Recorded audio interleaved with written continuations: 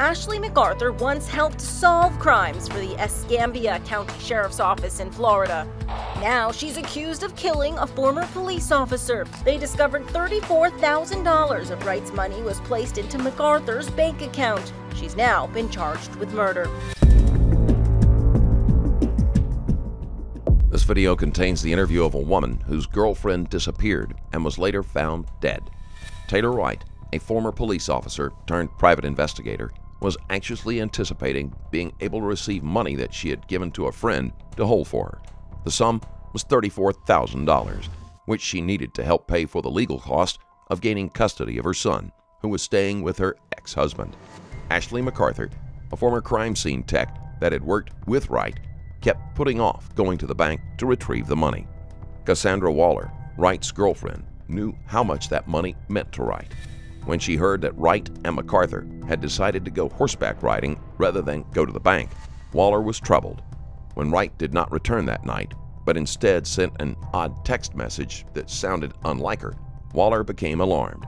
Checking their home, she saw that none of Wright's personal effects were missing. Police were initially hesitant to begin an investigation, believing it to be a case of an adult deciding that they no longer wanted contact with a partner. As time passed, with no word from Wright, and family members growing more concerned, they realized that something was truly wrong. MacArthur quickly became the #1 suspect. Her story just didn't add up, and she had made several large purchases with no way to account for the money. When the police investigated a farm owned by MacArthur's family, they found what they had feared.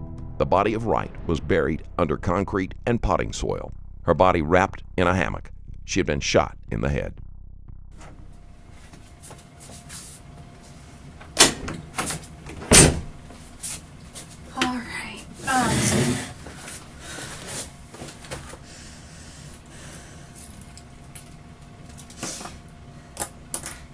Is that her? That's her phone. I don't know. That's what I was hoping. That's what I was hoping to get from you. Did she have an iPhone 6? I have a Droid, so I don't. I mean, a Android, so I don't know the difference between all the iPhones. But that looks like the phone. Did she have a case on it, or she did? She had a black and red Zoomy case. It said Zoomy on it, Z-U-M-I. Okay. Did you ever know the passcode on it? She had fingerprint. She had my fingerprint on it too. Okay. 'Cause this phone was found over the weekend, and it's not powering on. I've had it hooked up on the charger for about 2 hours and it's not coming on. Do you know if she had any broken phones, or? She had a broken phone, but that was at my house, and I gave that to Detective Gigliotti, and they weren't able to get that on either. Her phone was working. I don't know where you found that phone. I don't know if it was in water, mud, dirt, what.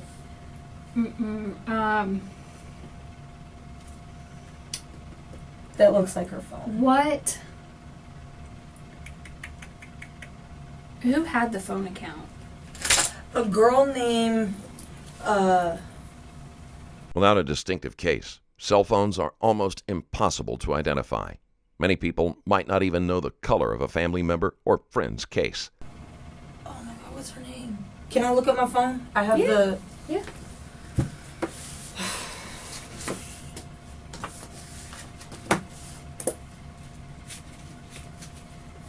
Sorry, I didn't mean to get emotional. It's okay. You weren't expecting that, so.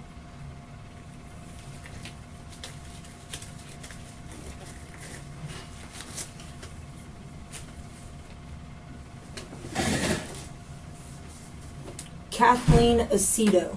It's that one right there.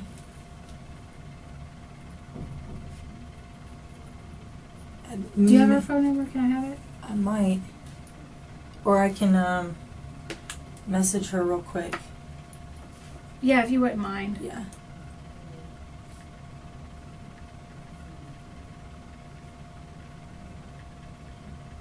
Okay.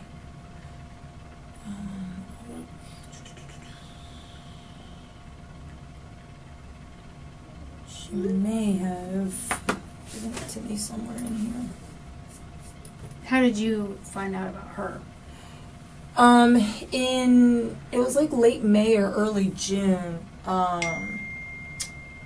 Taylor went, it was a Memorial Day weekend, Taylor went to Destin, and she was on a boat, and her phone fell in the water. Okay. And so after that weekend, she had to go get a new phone, and I went with her to Best Buy to go get it.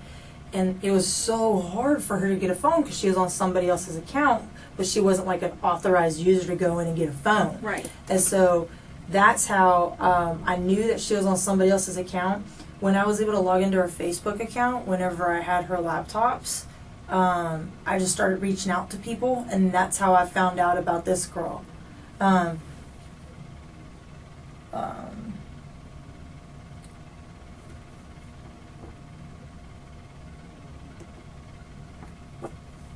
So it looks like there's not a lot more messages here between the two of us. Now, where does she live? I think she lives in Orlando. Okay. I want to say that there were text messages between her and I too, but you gotta forgive me. Like, it's not all numbers I stored, and so I gotta look and find it. Yeah, Anything you need, I will give you anything that you need. It just may take me like a couple minutes to find it or something. Yeah, no, that's fine. So that's the person who the phone was through. Yes. Okay.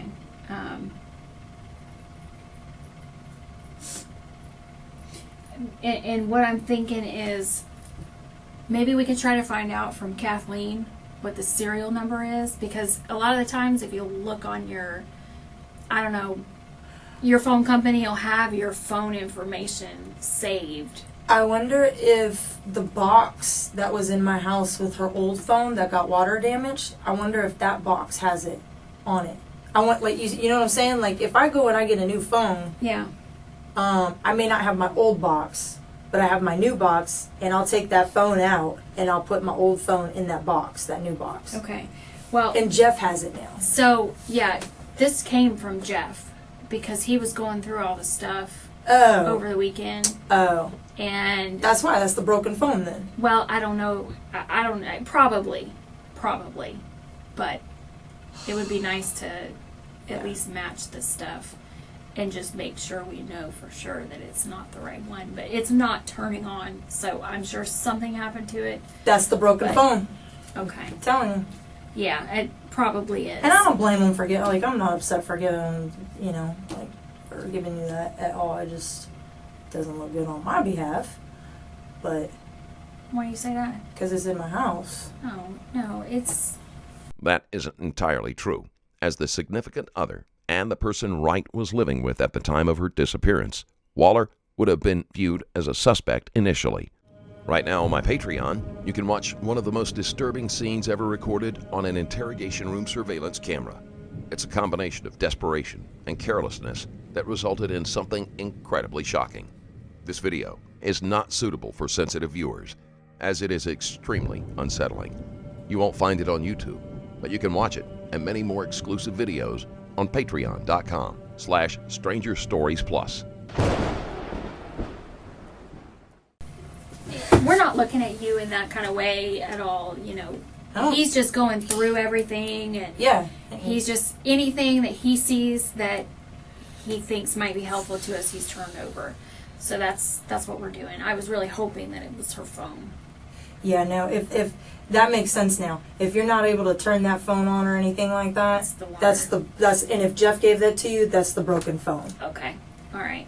Well, we can probably just mark that off the list so we don't. No, do what you need to do to let me out. I mean, But still, it might be helpful to get the serial number for the phone that she did have, the current phone, because, and if you still have that box. Jeff has it. Okay, so this phone was in a box. Now, I didn't match the serial numbers to see if they were different, but I'll look when I get back. Yeah. Yeah, it was actually, I know exactly where it was. It was put in a big old duffel bag. Okay, yeah. And, like, I gave him all of that stuff. All right, well, we don't need Kathleen then. Now, Now, maybe she can go into her account and get the EIN or whatever number. I mean, yeah, I mean, if she wants to, that's if she's able to. Now, do you know a passcode for her phone if someday we ever recover it? She Oh, it was your fingerprint. She did her fingerprint, and then like at the end of July, she put my fingerprint on it too. Okay. There were a little bit of trust issues there between her and I because I found out about another girl, and so whenever I told her like I didn't want her in my life anymore, like I don't deal with infidelity and that kind of stuff, that I deserve better. Her and I, we had a conversation and some things lined up with the girl that she was previously with and what Taylor said, so I decided to give her that second chance. And Taylor, trying to be forthcoming and transparent with everything, she wasn't doing the whole turning her phone where I couldn't see her text messages. She was letting me see as she was typing. She even put my fingerprint on her phone. I didn't go through her phone because if I got to do that, I shouldn't be with you. But Right. she was trying to show me, listen, like, you can trust me. So my fingerprint would open up the phone. Okay. Unless she changed it. Okay. But I don't know of a pen or anything like that. Okay. Sorry, how long did you know Taylor? Since like the first week of April this year. And how'd y'all meet? Online on Okay. Tinder. That one act of infidelity aside, Wright and Waller were in a fairly serious relationship that might have led to a long-term commitment. Y'all moved in shortly before she went missing, right? She Couple moved in weeks. with me. I own my house, and the place that she was renting up near the university on Wyatt Street, I guess their lease was running out. Mhm. And I told Taylor like she could move in with me. So it was, I mean, she was always at my house anyway. So she started moving her stuff in. Let's see, she went missing on the 8th. She started moving her stuff in the week before, because it was like my birthday weekend. So. Now, I've heard conflicting stories here, and I read through your timeline, so it seems to me there was some issue where you suspected some drug use. Is that fair to say? Yeah, Taylor told me. What kind of drugs did she use? Taylor told me that she used cocaine. Okay. She said 3 times. Mhm. That's what she told me.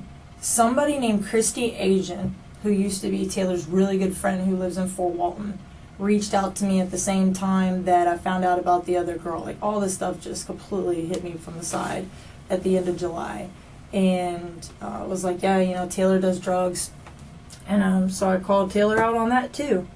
And I told her that that was something else I didn't want in my life. And it was, so that all happened on a Sunday evening. And then, no, Monday. Happened on a Monday night. And then when I told her to get out of my house, I don't know where she went and stayed that night. And then she blew up my phone that night and the next day and said, just please let me explain. And I didn't respond to her. And she said, you know, if you meet me at Ash's house at, I was like, either 5 or 5:30, she goes, I'll explain everything to you and Ash. And at first I thought that was a little weird, like, why does Ash need to be there? But at the same time, in my mind, I was thinking, damn right, like, somebody else who's your friend is going to know what stupid stuff you do, and if she's a good friend, then somebody else knows and will help hold you accountable for not cheating or not doing drugs. So I went over to Ashley's house. Taylor was already there. Ashley wasn't there. I said this was the end of July. And Gigliotti and I, he named it Honesty Night because that's when she came clean with everything. And I learned about the girl Ginger in Biloxi. And at the same time, that's when I said, okay, let's talk about the drugs. And Taylor paused, and then she said, I've done cocaine 3 times. And I said, bullshit. Like, that was like the first word out of my mouth, like, bullshit. Nobody does something like that 3 times. I mean, not like I know, but I mean, just 3 times, really. Right. And she goes, I swear to God, she goes, I don't have an addiction. I don't have a problem with it. You can test me anytime, whenever you want. I'll even buy all the kits randomly. You could test me every day. You could test me once a week. You could test me 6 months from now. You can test me whenever you want. She goes, I swear to God, it's not a problem. I just did it just because, like, I was just out with people and having fun. And Other acquaintances of Wright say that she had a long history of use, so she was most likely lying to Waller in an effort to maintain the relationship. so that was it. I told her, I said, I don't tolerate drugs. I don't. And that was that. So, like, the night that Taylor went missing, I had told Ash that I was running to the store to go and get granola bars. I didn't go get granola bars. I went to CVS to go get a drug test kit. Because at that point in time, I'm reliving everything that happened about a month before. Is she out cheating on me? Is there somebody else? Like, is she... It's okay. We know it's not true now. I mean, we know that that's not true. And you don't have to feel bad for thinking that. I mean, what else were you supposed to think?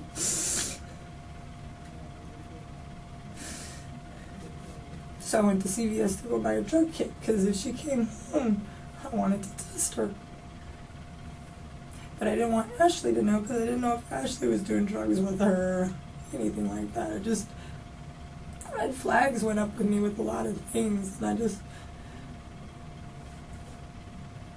does that answer your question, or did I even answer the question? Yeah. What? So Taylor, all I know of is Taylor doing drugs 3 times from what she told me. I've never seen her do drugs. There were a couple odd things that I thought. Like, there were 2 nights in the 5 months that we were together where she didn't sleep. She stayed up all night. She didn't eat much. I don't eat much either. Like, when we went to New Orleans the first time, it was like the second week of June, she was up at night with nosebleeds, but she said it was like allergies. So, I mean, I've never seen her do drugs, and I don't know the symptoms of drugs. I mean, like, I grew up in an area where drugs was very prevalent, but I never did it, and it's not something that I cared to know about and whatnot. So all I know of Taylor and drugs is Taylor telling me at the end of July on Honesty Night that she did it 3 times, that it's not a problem, that I can test her whenever I want, which I never did until I went and got one that night that she went missing. And then the friend telling me, which the friend is fickle. I mean, she's hot and cold all the damn time.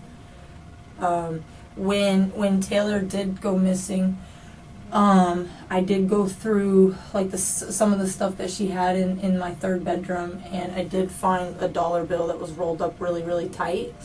And I went and got a toothpick, and I scraped the bottom of it. It was like white substance. And my stupid butt, I like put it to my tongue, like to see. Like, not like I would know what the hell it tastes like, but it tasted like if Ajax or Comet had a taste, like that's what it tasted like. So, just in being forthcoming, like Okay. I'm telling you everything that would make me think that Taylor did drugs. Was there any kind of irrational behavior that she would exhibit? Did she ever sound incoherent or? You know, there were some times where I would say that possibly, like the first 3 or 4 months, but I'm getting to know her and figure her out. But after that night at the end of July, she was like perfect. Mm-hmm. I mean, focused, driven, organized, coherent, able to articulate her thoughts. So from that point on, like, 5 weeks, 4.5 weeks, I didn't notice anything. But I wouldn't say she was erratic or... Take that back. When we would go to New Orleans the 2 times, she was pretty spontaneous. Like, I'm not gonna say wild, like, ooh, flip up your shirt and stuff like that. She would, she was just all about having fun. Just doing things that I wouldn't do. Mm-hmm. The first time that we went there, we met 2 guys randomly who were in town for a petroleum conference. And, we made a bet with them. Whoever could go out on Bourbon Street, and the guy had to get some other guy's blazer put on, and the girl had to get a girl's pair of heels put on. And whoever won, the losing team, had to go sing karaoke at the Cat's Meow. My team lost. I had to sing.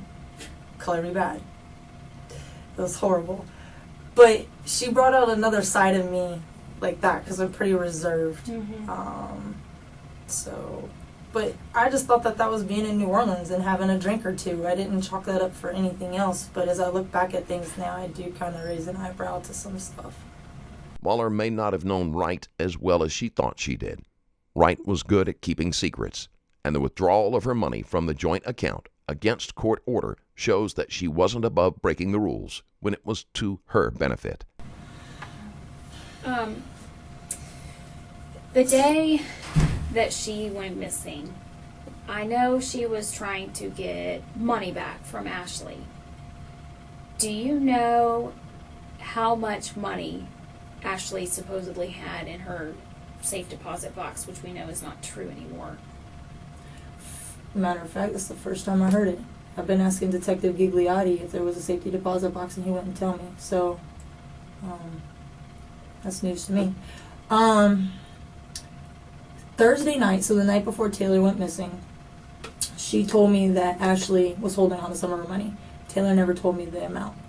Ashley told me the amount. Okay, what did Ashley tell you? Ashley told me two different things. The first time, Ashley told me it was $30,000 in cash, and then a cashier's check for $12,000 and a cashier's check for $18,000. And the second time, she told me, a couple cashier's checks and it was $20,000. I think I may have that in text somewhere. I may. Okay. Wright had withdrawn $100,000 out of the joint bank account she shared with her ex-husband. She split up that amount between several friends for them to hold for her. Yeah. Friday night, which I think is the night that Ashley swung by my house late, like it was like 9:15 or something like that. Taylor had told me once that she loaned Ashley $80,000, loaned her. And the story behind it, and I thought it was the craziest thing, Taylor said that when Ashley's warehouse caught on fire, that in order for Ashley to get the insurance check, Ashley had to pay off the lien on the warehouse. So Taylor, and this is Taylor's story, okay? Taylor said that she loaned Ashley money to help out with that cost, and then she said that Ashley had paid her back. That night, on Friday night, when Ashley came over, I said, Ash, can I ask you something? And I said, Taylor says she loaned you $80,000. And I explained to her what I just said to you. Yeah. Like, you had to pay off your lien or something like that. And Ashley goes, no, absolutely not. She's loaned me $6,000 before to help out with her mom or something like that. And she didn't say if she had paid it back or not. So that's all I have from Taylor. I don't have how much money was put in said unsaid safety deposit box. All right. Yeah, and Gigliotti may be withholding information just because he doesn't want to release that. Gigliotti didn't know that piece of information because, like, things have been coming back to me and things that may not have seemed relevant to me at the time whenever he was asking me questions, or if he didn't ask me a question pertaining to that, or I didn't think it was important, so I don't even think Gigliotti knows of that. Okay. Yeah, that's the first that I've heard of that. So, and we know that you're going to go back now and think of all these little things that maybe didn't seem relevant or important then, and now you're going to see, oh, that's strange now that you know. Yeah, like the night before Taylor went missing, when her and I went out to eat dinner at Twin Peaks, that's whenever Taylor was telling me all about Ashley having met. That was the first time I heard of it. I didn't know. Like, I found out through the freaking media that check was put into Ashley's account in the middle of I didn't even know. Like, it's just hard reading certain things. Anyway. If it makes you feel better, Taylor didn't know either. So, she didn't know. Yes, I read I saw the search warrants and I saw the check signature. That's not Taylor's signature. It's not. Taylor, I have an entire letter that Taylor wrote me that's in all capitals. She writes in all capitals. Mm-hmm. And that thing said Southern, it was like capital letters and lower, like I looked at it and immediately could tell that wasn't hers. Right. Anyway, it's irrelevant to me. But the night before, when Taylor and I were out at Twin Peaks eating dinner, and she's telling me about all this stuff, which do you know about, like, the things that Taylor said that made her feel like Ashley didn't have her money? Yeah, something about She'd she'd been called and they don't even have Well, that's one of safe them. deposit boxes. She said that she'd been trying to ask Ashley for like the week prior to take her, and she kept making excuses. And then on Wednesday, when she finally got her, she went in the wrong direction. And Taylor's terrible at directions. MacArthur kept putting Wright off about returning the money, most likely buying time so she could solidify her plans on how to dispose of Wright. And then when they got to the bank was closed. And then that day that she called the bank, and they said that they hadn't had it. And then she asked Ashley, and Ashley said her friend runs the bank and held on to the box. Right. Like, by the time we got to about 3 and 4, that's when I started feeling sick in my stomach. But I was trying to calm Taylor down. Anyway, Ashley showed up to dinner that night. She showed up. She didn't eat anything. She didn't drink anything. She was only there for like 20 minutes, and then she walked out with us. But as we're walking out, she's like, yeah, we got Alabama season football tickets, and like we all should go to a game. And I'm saying, I hate Alabama football. So I was like, oh, well, I'll just wear whatever team that they're playing, that weekend, so that I can piss everybody off around me. But like, it makes me sick to my stomach to know, like, this person. Well, why did she show up at dinner? That's a great question. I went to the bathroom twice, and I don't know what kind of conversation was had while I went to the bathroom, but while I was there, in Ashley's presence, they mainly talked about Zach. Like, anytime that it was the three of us together, it always seemed like the conversation between the two of them was always about Zach. Like, Zach's lazy. Zach doesn't want to take cases. Zach, where is he? Oh, he's up at the hunting camp, and blah, blah, blah. Zach is MacArthur's husband, who worked as a private investigator. He had no knowledge of his wife's plan to commit murder. So that's mainly what they talked about. Taylor kept trying to help Zach by giving him cases, and he never wanted to take the cases. And, the rest is just assumptions on my behalf. I only met Zach once for like 15 or 20 minutes. And that was like back in, I don't know, June. Well, how did Ashley and Taylor end up becoming friends like that? So here, all Taylor told me was that Taylor used to date a girl who works here named Jess Wood. Mm-hmm. And Jess and Zach, I think Taylor told me, were friends. And that's how Taylor met Zach. And then Zach being married to Ash, that's how Taylor met Ash. And they ended up having a better friendship than her and Zach. Does that make sense? Yeah. Yeah, no, I got it. Okay. Were they friends where they would talk and text every day, or? I never really saw them talk and text. I never saw them interact. It was just that one time, like in June, Taylor and I went over to Zach and Ashley's house. I don't even remember what it was for. We were only there for like 15 or 20 minutes. And Zach and Taylor were talking about Greg Grover versus Greg Seaver and how they like their reports typed up and commas and punctuation and, certain things like that. Didn't care too much for the guy at the time. But other than that, I never saw the two of them, never heard the two of them interact at all. I know, and I don't know if you know about this, but when Taylor and I went to New Orleans in the middle of August, and this is according to Ashley,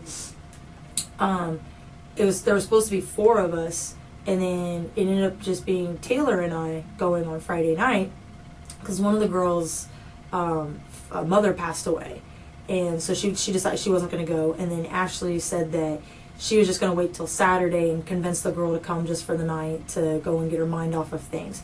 So Taylor and I went on Friday night. Ash and the other girl named Audrey was supposed to show up Saturday morning, like 10, 11. They never did. And Ash didn't end up getting into New Orleans until like 11:30 at night, but they ended up going straight to the hospital because Audrey had like a gallstone or something like that blocking. She ended up having surgery in New Orleans. But Ashley said the reason why it took her so long to get there was because Zach stalked her and followed her there and pulled her off the road, and they fought for hours. Not like physically fought, but arguing. And Taylor and I, we kept blowing up Ashley's phone. Like, we even went out to dinner. We ordered Ashley something. Ashley never showed up. She kept saying, I can't get Zach to leave me alone. MacArthur's husband said that she had begun to act secretive and hostile, but he did not understand what he had done to make her upset. He didn't realize it was from the stress of planning a murder. So. Did you ever end up meeting that Audrey girl? Mm-hmm. Have you ever seen her since then? Since the New Orleans trip? Mm-hmm. Yes. She came to my surprise birthday brunch that Taylor put together. I didn't know she was coming. Audrey's not my friend. Ashley's not my friend. Right. These are people that I know because of Taylor. I was actually, first off, I didn't know Taylor put together a birthday brunch for me, but I was a little surprised that Ashley and Audrey were there because, quite honestly, like, I don't know Audrey. I only met Audrey basically once in the hospital, twice, take that back, honesty night.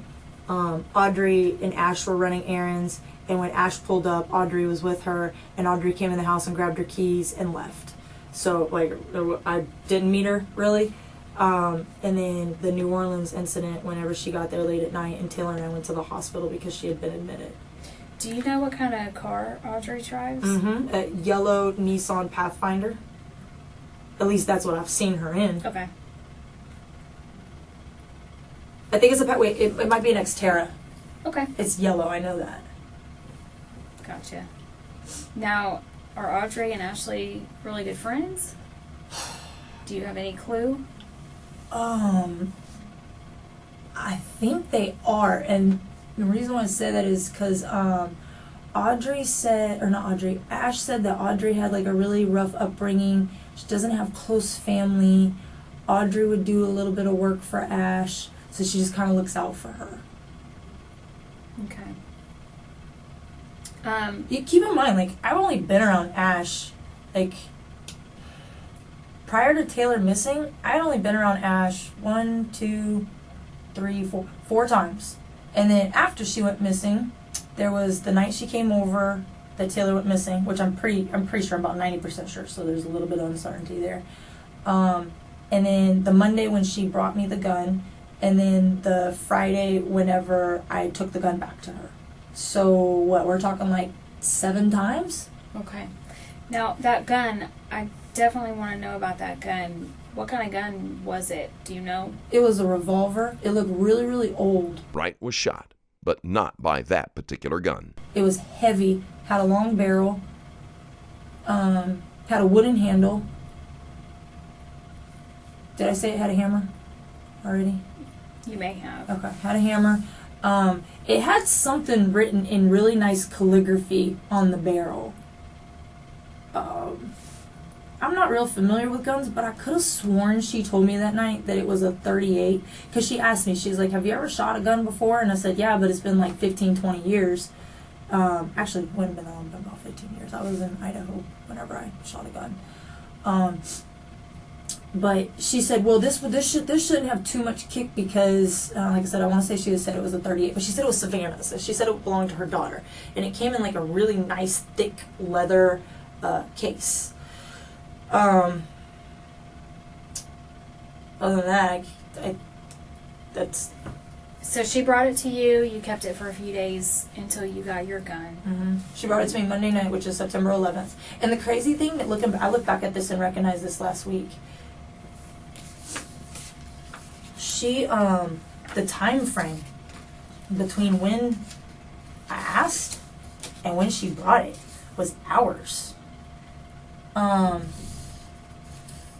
At 5:54, actually, at 5:52, I said, have an extra gun I can sleep with, LOL. And she brought it to me around 8:45. So why did it take her almost 3 hours to bring me that gun? I mean, not like I wasn't like antsy waiting for it, but I mean, I was tired and didn't want to stay up and stuff. Right. But I had my roommate and his boyfriend there whenever she came into my kitchen and she gave it to me. Mm-hmm. And then I showed it to them because, again, I'm embarrassed to say some of these things, but I'm going to say it anyway. I thought it was kind of cool. I thought it looked like old, like something out of a Western movie. So I was like, oh, guys, look, like this is kind of cool. And my roommate was like, I don't want to touch that. And then his boyfriend was like, oh, let me see, because he thought it was kind of cool too. And then you gave it back to her that Friday? Friday, yeah. I went and I bought a gun on Tuesday. Mm-hmm. And I had to wait 3 days. And then on Friday at 4:48, I said, I have my gun. Where can I bring yours? I said, I'm leaving town in 15 because I was going to go home to Freeport to see my family because I was just having a hard time. Okay. And so I went to her house and gave her gun back. All right, so that day, let's go back to the day that you last saw Taylor, which would have been the 8th. It was a Friday. She was going to try and get her money back, right?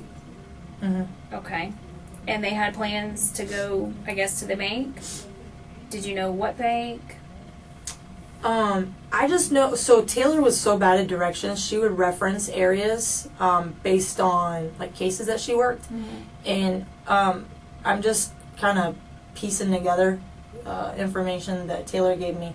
When Taylor told me the night before that Ash was taking her to the bank and she could tell she was going the wrong way, Taylor said that she was heading towards a case that she worked over near Champions Oaks on Softly Field Road, Okay. like that Bellevue area. And knowing that it was all Wells Fargo stuff, I want to say it was like Wells Fargo, but I'm not 100% sure. Waller did not have all of the details about Wright's finances, but it was enough to raise some red flags that made her think there was the potential for something to go wrong. There was no documentation to prove that she had not given the money to MacArthur as a gift, and it would be difficult to prove, especially since Wright was not supposed to have taken that money in the first place. All right. So that's really all I know. I keep in mind, like, I was only with Taylor like for 5 months, and even though she moved into my house like the week prior, I mean, I didn't dive too much into that kind of, like, it's kind of like your business. I'm not going to tell you what to do with your money or whatnot. My previous relationship ended because I tried to say too much what to do, so I tried to back off of that with this relationship. Right. But Ashley came and picked her up. Yeah. And Yep. she was in what kind of car? Black 4-door Jeep. Okay. Yep. And you were standing outside, so you saw her actually pull up? Yeah, Taylor and I, we were literally walking out to my car, and we stopped in the carport, and we talked about having wings for dinner that night, that I was going to go sort out t-shirts for this water safety event that I had the next week, and then after that I was going to go to the grocery store, and then I was going to come home and I was going to paint my master bedroom. And we hugged and we kissed, and as I started walking out to my car, Ashley pulled up, and she pulled up at the end of the street, and I was like, "Hey, Ash," and she goes, "Hey, Cass," and I was like, "Y'all have a good one, like, see you later," and she goes, "All right." Literally got in my car and I left. So I left the house before they did. Okay. But Taylor was all ready to go and everything, so I don't foresee her having to do anything, dabble anything, but I don't know. Now, whenever Taylor, and I know you said that you didn't see her leave, but whenever you saw her outside, did she have any bags with her or anything? Okay. Wright left her car behind and all of her personal belongings, which is contrary to the initial assumption of the police that she intended to leave Waller of her own accord. Do you know if Taylor had a gun with her? When she left the house? Yes. No, I don't, because I left the house first. But before you left, did she have her gun? Well, how do I answer that? I don't, like, Taylor would keep a gun in her backpack, but then she would also keep guns in her car. So I don't know if she had one in her backpack at that time. Okay. It was in the back bedroom. And if you don't know, that's fine. I was just asking if you knew if she had a gun. That's... Can you clarify, like, are you talking about, like, on her? Yeah, on her or in a bag or a purse. I don't know. I guarantee she had one somewhere on my property. Okay. I mean, even though she went missing, you know, you could walk up to her car and you could put your hands over the window and you could see a gun sitting on each side of the seat. So, I mean, I only knew her, me personally, only having 2 guns. Everybody else says that she has, like, a plethora of guns. I've only ever seen 2. Do you know anything about those guns? Do you know what they are? I'll show you a picture. Okay. Because whenever I went through her car, Ashley was there with me. I told Ashley to take the weapons because I didn't want them in my house. Didn't want anything to do with them. The detective is trying to determine if any of Wright's guns would match the murder weapon, but none of them did.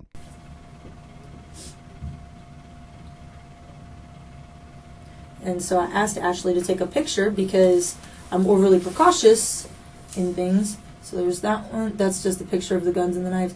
And I was like, can you take it out so you could take a picture of the serial number? Because I don't want to be accused of anything. So she did. That's Ashley's. Will you send those to me? Yes, ma'am.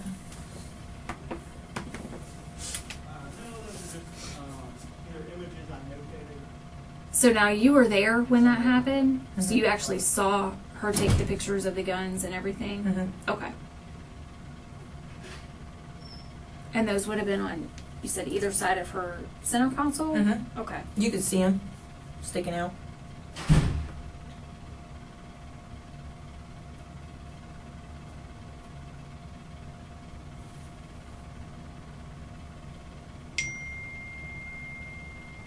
And while I'm thinking about it, did Taylor have a Sam's account that you knew of?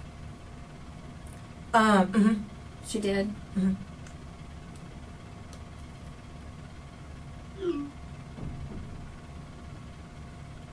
You know if she owed a bunch of money on it? If she owed a bunch of money, Mm-hmm. I took a picture of one of the accounts.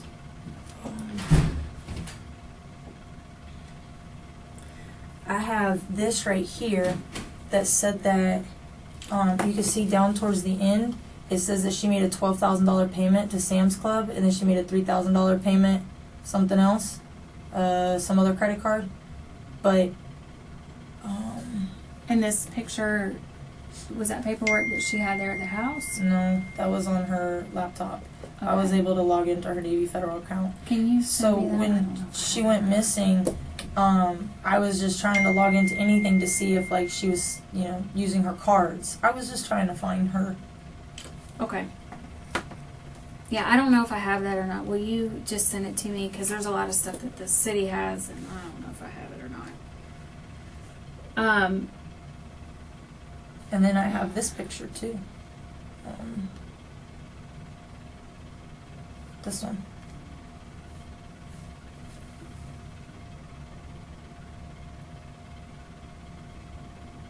Yeah, will you send me that also? I'm sure somewhere we have all of that, but I just want to make sure.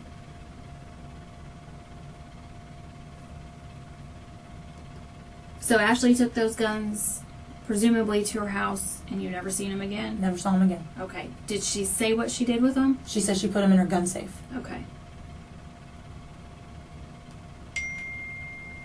See, this is all Taylor's writing. All capital letters. That's how she wrote. Do you still have that letter? Yes. Okay. Just hang on to it in case we might need it. Sure. Do you know if there was ever an incident where Taylor tasted a beer and it tasted funny? Did she ever tell you anything about that? Okay. Do you know if she was ever alone with Ashley before she went missing?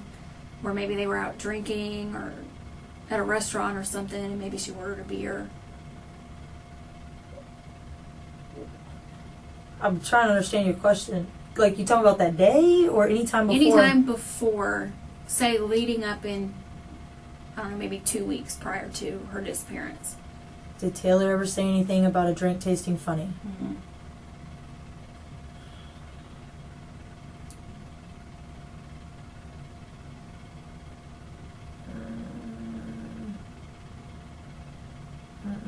Nothing's coming to my mind.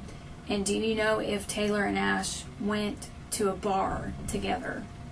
That day? Anytime within, say, 2 or 3 weeks leading up to her disappearing?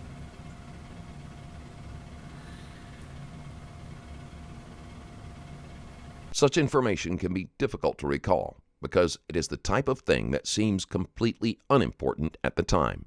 One may not be able to remember it all, and sometimes a person believes something happened just because it was suggested.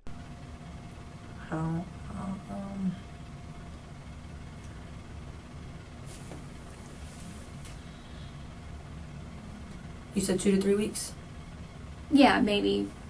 Just roughly. Well, New Orleans. So if that's 1 week, it's 2 weeks, 3. I mean, we would have been in New Orleans, but we didn't go to any bars with Ash.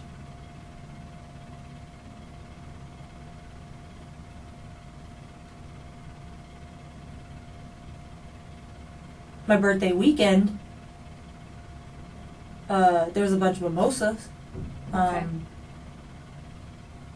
But just you're referring just to Ash and Taylor. Maybe just Ash and Taylor, or, you know, maybe a small group where you guys would have been together and she might have been drinking a beer.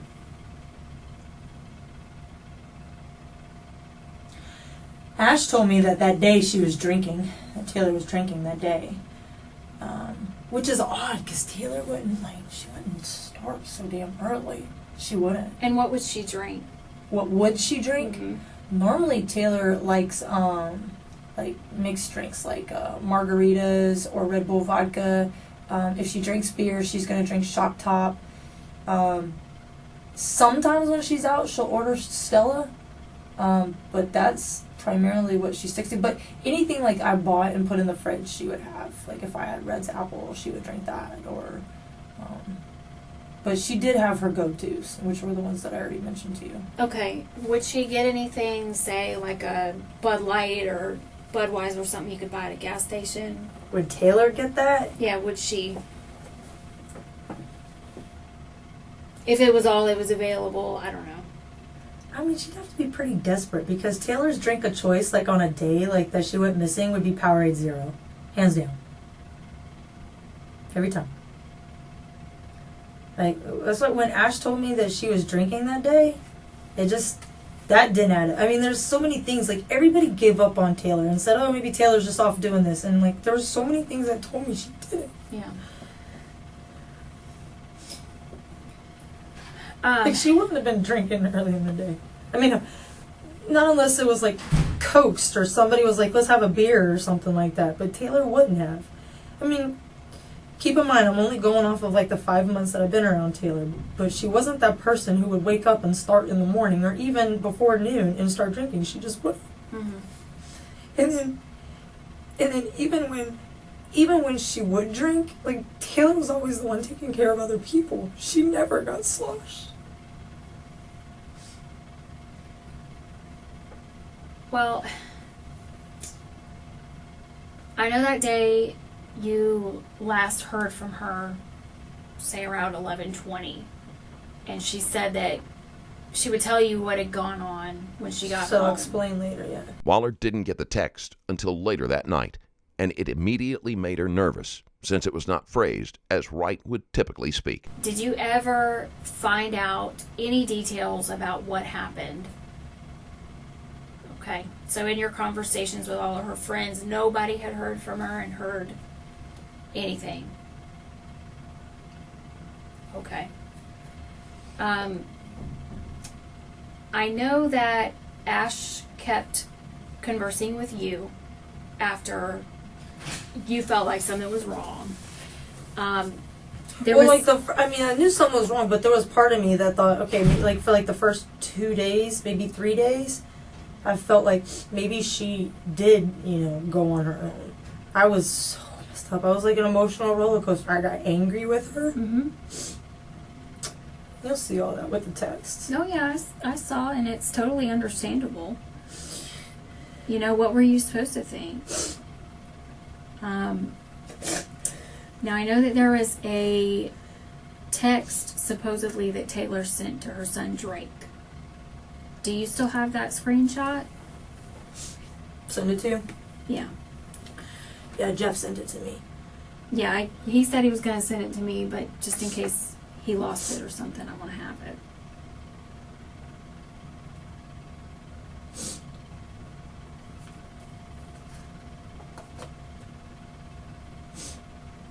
I have like the call log that night between them, and then I have the text. So you want both? Yeah, just send them both.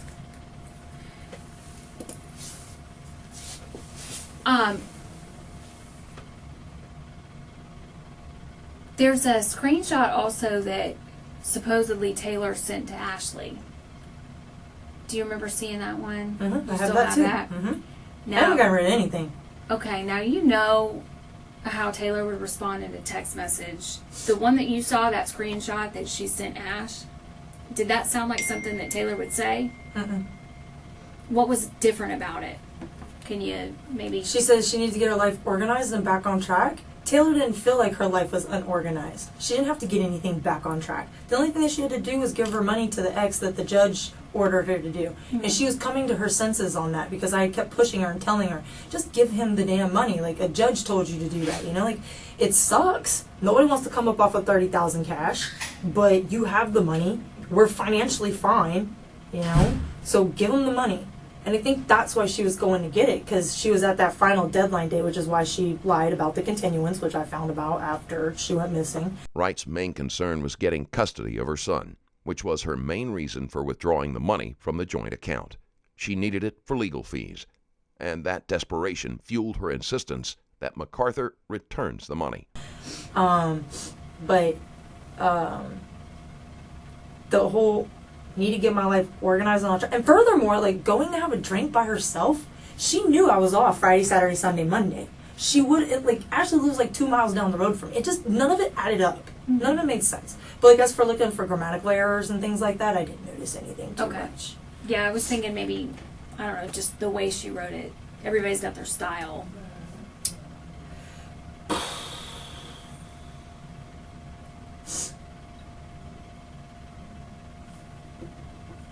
And then the one that Ashley sent, I need a few days, the move has me stressed. Taylor wasn't stressed out about the move. She was excited.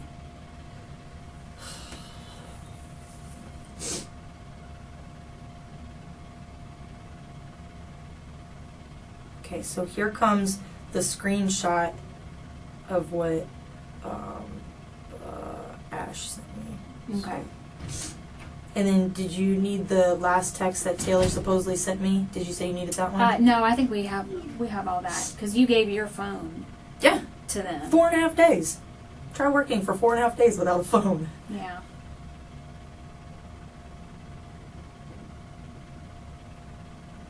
That was the one you wanted, right? The one that... Yes. Okay. That one. Now, how did Taylor communicate with her son? She would talk on the phone. They wouldn't text really much. Because Drake's got his own phone number. Is that right? Yes, I really didn't know much about that. Okay. But they would talk. They would talk almost around the same time frame every night. Like, it was usually between 6 and 7 o'clock, 6 and 7:30. They would talk for anywhere from 15, 20 minutes all the way up to 40, 45 minutes. They were talking like every night for that month since Honesty Night. Like, Taylor, when I like, she had a wake up call. When I was done with her and wanted nothing to do with that stuff, I mean, I think that she realized, like, I don't know what she realized, but she just became the person that I really, I mean, I cared about her already, but she became an even better person. So, that texting back and forth between Drake thing, that would be a question more for Jeff, because I don't honestly know. Okay. And I know more of them talking on the phone. do you know if Drake was ever down here and he might have stayed with Ash at some time? What? There was only one time that I know of. Taylor had to work a case. I had something going on with work. It was either just work or I had a meeting or something, and Drake couldn't be with me, and so she had Ash watch him. And Ash said that she had to have Audrey or somebody, I don't know if she said Audrey, she said she had to have somebody come with her because Ash, for her job, I guess, has to go into bars and stuff, and she couldn't be taking Drake in, so she had to have somebody else ride with her just to stay in the car with Drake. Okay. But only one time that Ash watched Drake that I know of. Okay. It would have been more of a surprise if Drake had been left with MacArthur more often, since she and Wright had a more casual relationship. I'm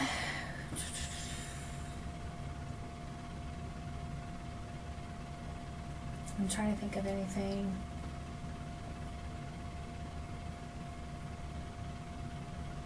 I have a lot of Facebook Messenger messages between Ash and I. I probably should screenshot those and give you those, because Ash is like leading me on. I wish Taylor wouldn't do this. Wish she'd just come back. She needs help. Like, maybe she is in rehab and blah blah blah. Another thing that I told the detective, I had a button-down shirt. Did he tell you about this? I don't know what all you guys have taken, but I reached out to Ash. This was maybe maybe 2 weeks ago. I like washing my own clothes and ironing them. Taylor is all about, like, she'll do laundry, but if it needs to be pressed, she takes it to a dry cleaner. Taylor was doing laundry one day and she came across, like, I think it was just one, but it may have been 2 of my button downs. And she was like, I'm going to take it to the dry cleaner for you. Well, Taylor never took it to the dry cleaner. She ended up giving it to Ash to take to the dry cleaner.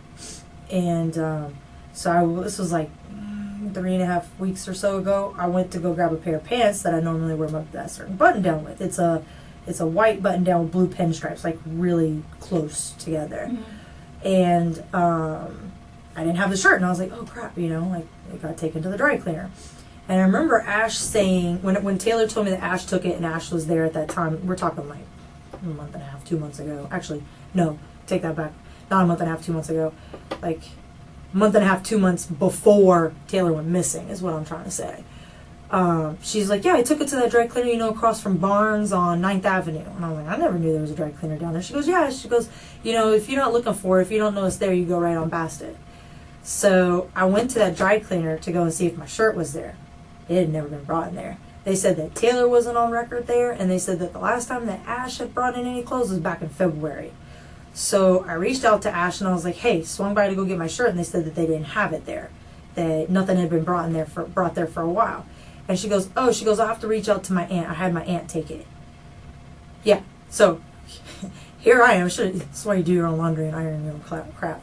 I gave it to Taylor, or I didn't give it to Taylor. Taylor was doing laundry. Taylor was going to take it to the dry cleaner. Taylor didn't take it to the dry cleaner. She gave it to Ash to take to the dry cleaner. Ash said that she took it to the dry cleaner. She told me which one she took it to. But whenever I went to go get it, it was never there. And when I contacted Ash back, Ash said that she had her aunt take it. She needs to reach out to her aunt and find out where it was. Ash never replied back to me. Never told me where my shirt was. But I'm freaking out now. Where's my damn shirt? I don't care about the shirt, but I'm in this situation. I don't want my, out where people's bodies and... Well, let me ask you this. Are you missing a jacket that has a lobster on it and something that says Maine? Uh-uh. Did you know Taylor to have anything like that? Uh-uh. Okay.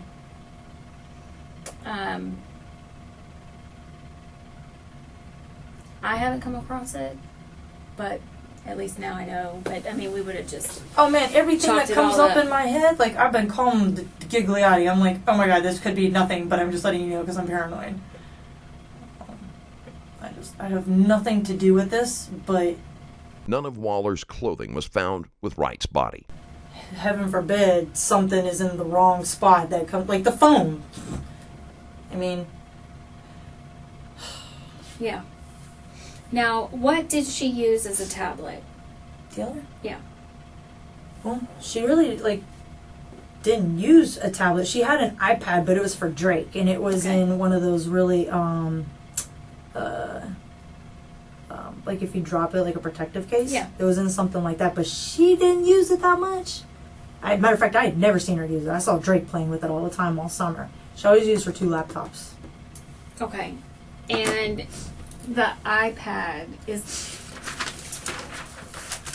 was that something that you had put in the storage warehouse whenever you cleaned all of her stuff out? I think it was either one of 2 places. It either was in one of the bags that did get put in the warehouse, or it was in Taylor's car. Okay. I can't tell you where every odd end thing was. I had typed up a pretty detailed inventory. Yeah, I've seen that. But I mean, I didn't open up boxes and go through and be like, oh, blah, blah, blah, and blah, blah, blah. It would have taken way too long. She had just stuff.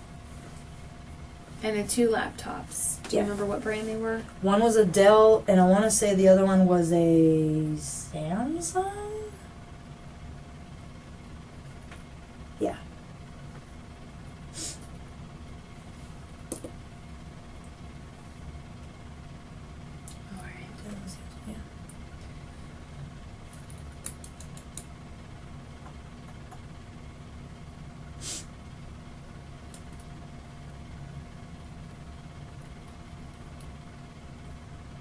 I think that's pretty much everything that I was going to ask you about. And obviously, if I've got more questions, I'll just call you. Now, Detective Gigliotti, told me that another phone was found before this one, because he called me and he asked me about a phone. It was Friday after her body was found. He asked me if I could describe her phone back then. There may have been. Hang on just a second. Mm-hmm. Hello? Yeah. I'm in an interview. Can I call you back? Okay, great. There may have been a phone that he found somewhere along the way. Like I said, since they're working part of the case and we're working part of the case, it's just been kind of hard trying to figure out what everybody has and where it came from. So I personally haven't gone through and reviewed everything yet because I've been busy talking to people and doing other stuff. You know, Ash said that she left with 2 backpacks, which we know she didn't leave with. You know, one of those backpacks was in my 3rd bedroom and the other bag was in her car. Right, and she told you different descriptions. Mm-hmm. I have it right here. I highlighted it even in red. The day that she told me she had her brown backpacks, and then when she turned around and she changed it and said it was a brown one and the gray one. Mm-hmm. So, I don't know. Listen, I work like 3 minutes away. I will come anytime you need. Okay. I will answer any texts or phone calls. Like Detective Gigliotti kept saying, I'm sorry for bothering you. Don't ever apologize. Like, I want to help you guys out as much as possible. Waller was cooperative with the police, giving them access to everything they needed, as well as racking her mind for anything that may have helped lead them to right. Once the suspicion was turned toward MacArthur, everything they found backed up Waller's belief that something had gone wrong. Yeah, no, I mean, things are going to come up because we're going to find out stuff, and, you know, we just, whenever we find stuff out, we'll check on you and see what you know about it. You know, it's just kind of one of those things where... Can I ask you a question? You may not be able to answer it or not, but when you sent me those those pictures, Mm-hmm. why does one of them look like a bomb? I don't know what a bomb looks like, but I'm guessing if... Yeah, it looks a little odd. From the way that it was described to me, it's something that you step on and it'll take the picture. It's wired up so that you can put it down in your floorboard or something, and you can step on it to take a picture. Like if so it's not a bomb. No, it's not a bomb. Okay. Sorry, that messed me up mentally in my head when I saw that. What the hell? No, it's not a bomb. Okay. You know why everything was put at Ashley's warehouse, right? Yeah, you were trying to sell your house and you needed to get everything and... Well, I was also frustrated too. And Taylor didn't have like a lot of things in my 3rd bedroom.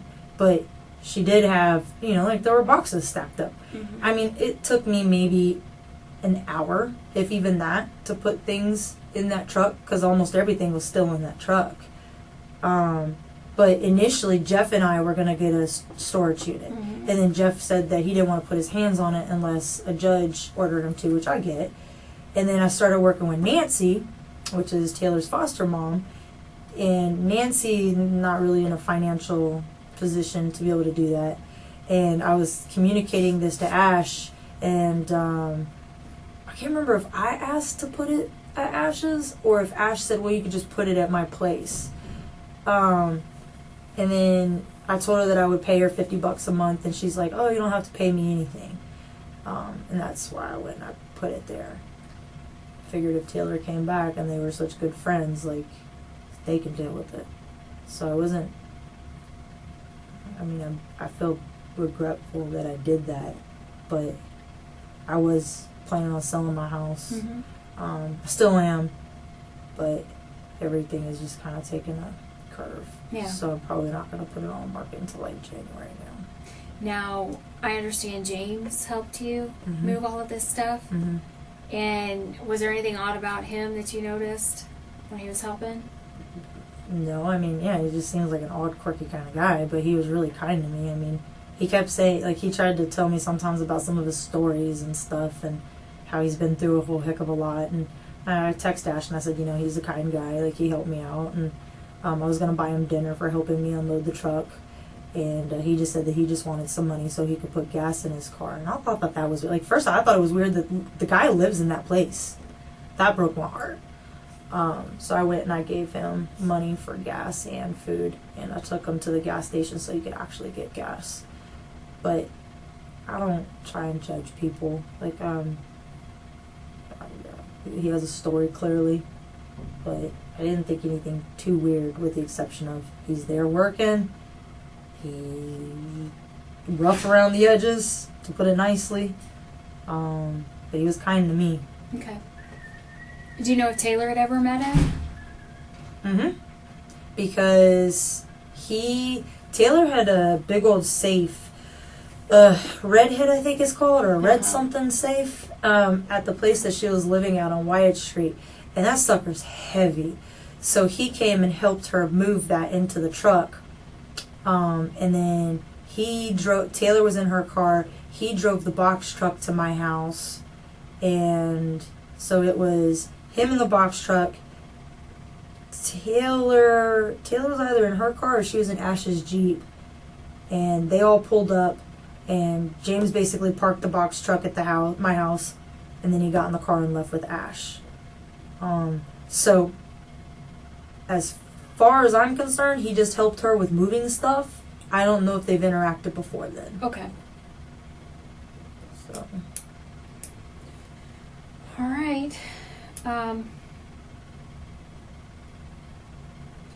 think that's all I've got. I'm going to ask you to ask Gigliotti, do I have any reason to be afraid of Zach MacArthur right now? Because I am afraid. I'm sleeping with a gun by my bed at night, and I don't like living like this. Zach MacArthur was not involved, although, as with little information as Waller had, it was reasonable to fear that he might be dangerous. Like, Gigliotti kept telling me, you don't have to worry about Ash. Like, what does she have to gain? And although it made sense, it doesn't make sense, if that makes any sense. And, like, I'm afraid. I don't have an alarm on my house. I don't think that you have to worry about him. We've spoken to Zach, and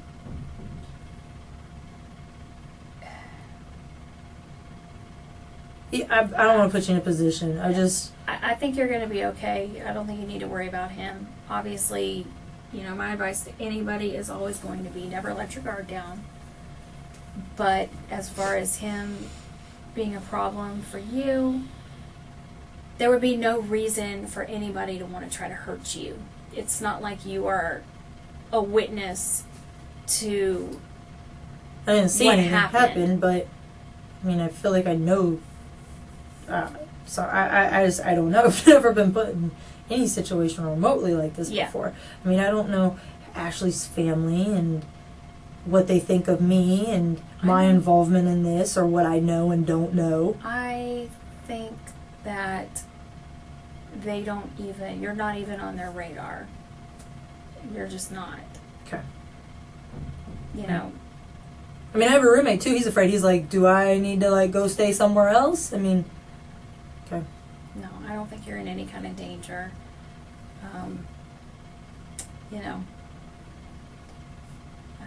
I think you're going to be all right. So next Thursday, my understanding is when a hearing is for Ashley. How do I find out if that's open and if I can go to that? Is there somebody I should call and ask? I don't know anything about a hearing. She might be having a bond hearing. Does that sound right? I don't know. It could be that she's having a bond hearing. I don't know any of this. I'm in education. I'm not in law, so. Okay.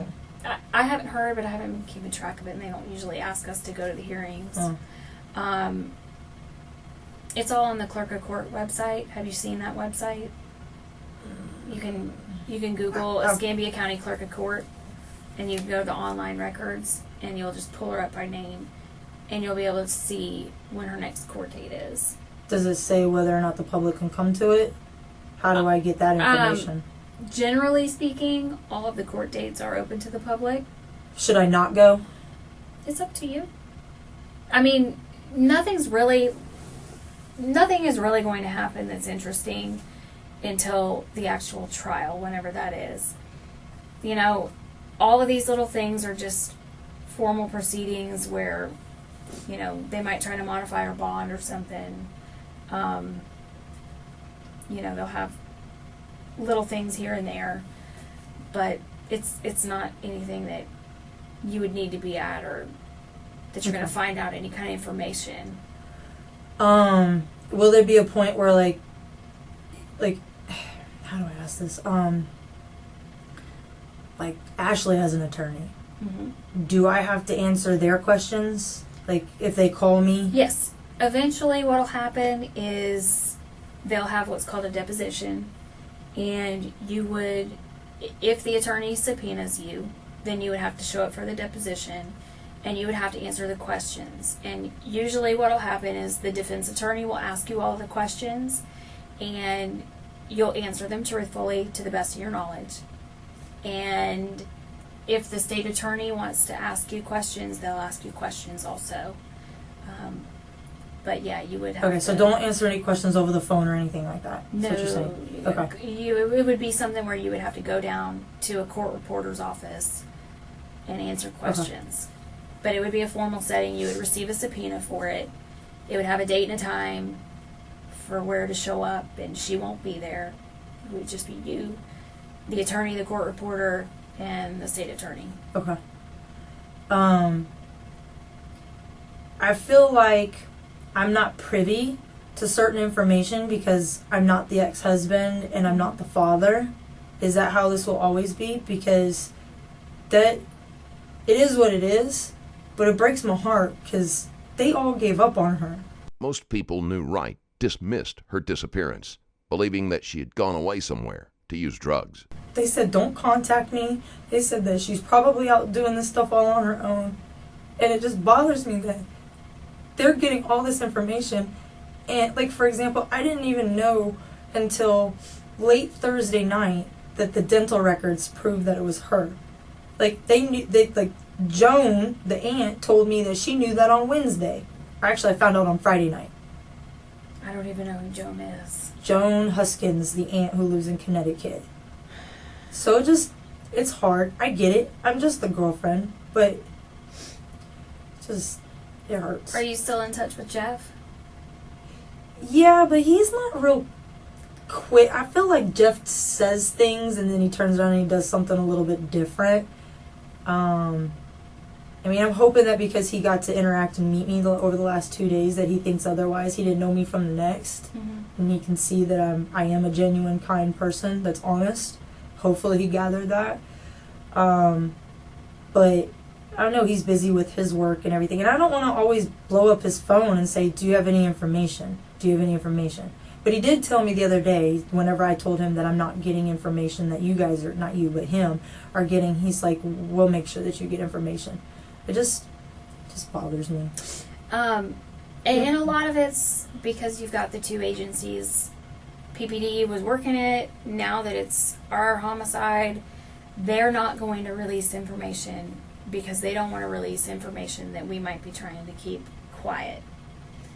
So that's why you might not be getting stuff from them. And as far as me... But it's being told to, like, Jeff and Randy and Joan has this information. Like, if it's being told to them, how come I'm not being told? Yeah, and I get the frustration, but It we'll just hurts. hurts. We'll try to keep you up to date. I'll answer whatever questions that I can, but there's stuff that even I won't answer to them. I get it. Gigliotti gave me 101 detective. Even though Waller is not a suspect, she will not have access to everything the police know. Part of that is to ensure that information doesn't leak, and also to ensure Waller's safety. Oh yeah, we gotta keep stuff close because if I it don't comes want it out to. somebody else that's involved, if it comes out, I need to know for sure that facts that I've kept quiet, Mm-hmm. if they know a fact about a case, and this is just generally speaking, Mm-hmm. that way I can figure out if they're telling me the truth or not. Right. No, I get it. I guess I was just referring more to, the only thing I'm really frustrated about was I didn't know that the dental records confirmed it was her, and I had to find that out, and I thought that somebody would have at least told me that her. Yeah. And honestly, I didn't find out about that until probably Thursday. But I haven't been doing a very good job of keeping in touch with her family either. Because I've been so you're busy with other stuff. No, I get it. And in fact, maybe you know this, But I know that she has her biological family and then an adopted mom, Nancy. Not legally adopted. Okay, they're not legally adopted. Is her foster mom. She took over Okay. whenever she was 13. My understanding is her father held a shotgun to her head, and she went through the courts, and Nancy never legally adopted her. Okay. But Taylor, I mean, even this summer, like the beginning of August when we went to Tallahassee, Taylor never really spoke good about her biological mom and dad. She really despised them. And Nancy, though, which is that foster mom who lives in Tallahassee, she, I've never seen a full-grown girl go and jump on her mom's lap and, like, curl up in a ball and rest her head on her chest. And, like, she stayed like that for an hour. And Nancy just rubbed her back. And they just talked. Never saw that. And there's a lot of other things that aren't right, like with what's going on with, I guess, our ashes between the biological father and the foster mom, and I'm staying out of it, but it's just heartbreaking to see. Yeah. It sounds like a real mess. And Yeah. I didn't even know about Nancy until mid last week. And I make my decisions based on my interactions with people, not what people say about other people, and Nancy is a very kind person. Very kind, and Taylor adored her. So, anyway. Maybe they'll come to some sort of a resolution. Nope, doubt that. But appreciate the kind words and hope. Has there been any discussion about the arrangements? Are you privy to any of that? Randy, which is her dad, wants it to be Randy, Jeff, and Drake. Oh, and Randy's new wife, Donna. Donna, yes, thank you. To be the only ones to go spread Taylor's ashes. They don't even want me there. Like, I'm the one who picked up the phone and called them and was like, she's missing. And I was told they want nothing to do with it. I mean, there was even a nasty email when Nancy tried to reach out to them. They were like, leave us alone. And again, like, this was hard. Like, I didn't quit on her, and all these other people did. And now I can't be a part of that. Taylor would roll over in her grave if she knew 3 of the 4 people going to spread her ashes were people that she didn't like. Jeff, Donna, and Randy. So, Joan, her aunt up in Connecticut, yesterday they did a little, they're Jewish, so they did like a little non-religious kind of ceremony up there at Joan's house. And not this Saturday, but next Saturday, I'm putting together a celebration of life, which I think is like the more formal one that everybody's going to come to.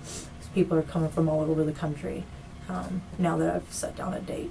We're just going to have drinks and food and music. And Waller is trying to come to terms with Wright's death, a difficult process made even more difficult while she still has to wonder what happened. Do it how Taylor would want it. Taylor wasn't religious. She wouldn't want everybody.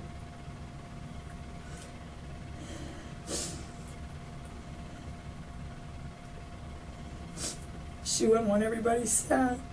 She'd want a party. So that's what we're doing. We're having a party. You just have to do what you know she would want. That's all you can do. You know, I think you're right to stay out of the family drama because that's all it is. There's nothing I can do about it. Yeah. Well, I will try to keep you in the loop as best I can. Listen, the gun. Like, I don't know how you guys go about all that stuff, but if you think you have that weapon and, like, you have a picture of it, I guarantee you I can identify that gun. Okay. Like, some other sergeant here, Barnes, I think, he asked me if it was like a dark black. Was it black or was it silver? And I can't 100% remember. But I'm telling you, if there was a picture there, like, I would be able to point it out. Okay. Talking to a girl who had nothing but a baseball bat up until several weeks ago. Yeah. Well, you had it for a couple days. You looked at it. It's not like I pulled it out and played with it. Yeah. I put it away in the cabinet during the day, and at night I just set it next to my couch that I have next to my bed. So it's not like I sat there and studied it. But there were a lot of distinctive things about it, like the writing on it. So. Okay. Well, do you swear everything you told me was the truth, the whole truth, and nothing but the truth? Yeah, you need me to hold up my hand? Yeah, absolutely. Okay. We're not Let me gonna go. Let me go put this away, and I'll come back and get you and take you downstairs. Okay.